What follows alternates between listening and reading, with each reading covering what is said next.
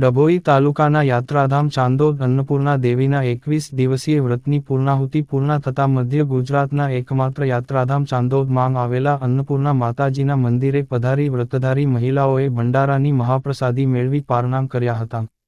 માગસર સુદ છઠથી પ્રારંભ થયેલા અન્નપૂર્ણા દેવીના 21 દિવસીય વ્રત દરમિયાન મહિલાઓએ શ્રદ્ધાભેર માતાજીની કથા વાર્તા પઠન પૂજા આરાધના અને એકટાણામ રાખી અન્નપૂર્ણા માતાજીની પૂજા આરાધના કરી હતી। આ વ્રતની પૂર્ણાહુતિ થતાં વર્ષોની પરંપરા મુજબ ચાંદોદના શ્રીકાશી વિશ્વનાથ મહાદેવ મંદિર સંકુલમાં આવેલા અન્નપૂર્ણા માતાજી મંદિર ખાતે મહાપ્રસાદી ભંડારો યોજવામાં આવ્યો હતો। મધ્ય ગુજરાતના યાત્રાધામ ચાંદોદ ખાતે આવેલા આ એકમાત્ર મંદિર ખાતે છોટાઉદેપુર, વડોદરા, નર્મદા, ભરૂચ સહિતના જિલ્લાઓમાંથી વ્રતધારી મહિલાઓ ઉમટ્યા હતા અને અન્નપૂર્ણા માતાજીને વિવિધ સામગ્રી અર્પણ કરી વ્રતનો દોરો છોડી ભંડારાની મહાપ્રસાદી મેળવી વ્રતના પારણામ કરી માતાજી પ્રત્યે પોતાની કૃતજ્ઞતા વ્યક્ત કરી હતી। તુષાર ભટ્ટ, મંદિર પૂજારી, reporter Fazal Razak Khatri, GPK news, Dabhoi.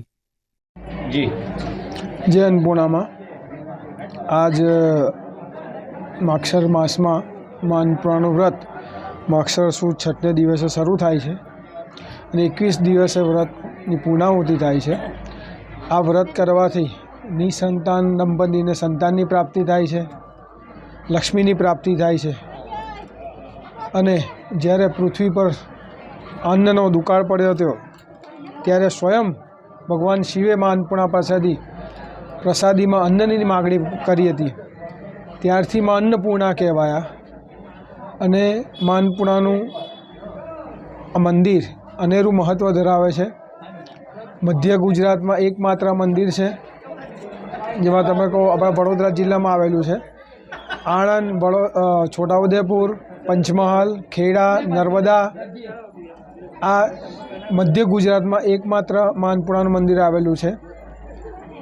આજે તમે જોઈ શકો છો કે વ્રતની પૂર્ણાહુતિ ગઈકાલે થઈ, 21 દિવસે વ્રત પૂરું થયું અને આજ 22મા દિવસે પારણા કરવા માટે સૌ વ્રતધારીઓ પધાર્યા।